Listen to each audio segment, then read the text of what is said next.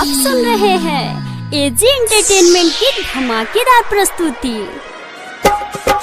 DJ Arman Siddiqui मेहरवा।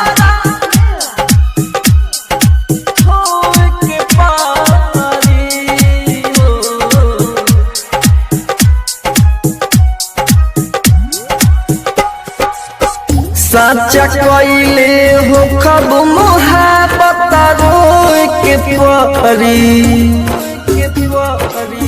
साचा कइले हो खब मोहब्बत रोए के परी।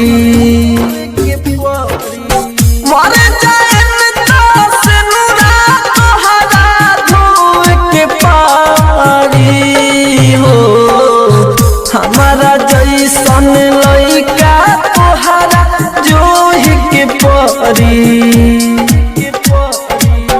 मर जाए से नुरा तोहरा धोए के पारी हो, साचा कइले हो खब मोहब्बत रोए के परी। मर जाए से नुरा तोहरा धोए के पारी हो।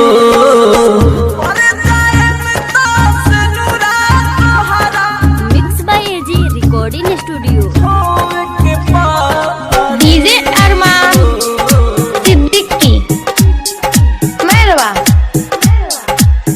मर जाए से नुरा तोहरा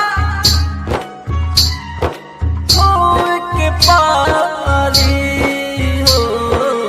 शादी भइल त हमारा लगेला पूरा छोड़ पराइल हो। पहिले त छत से कके सारा पूछत रहल तू खइला हो।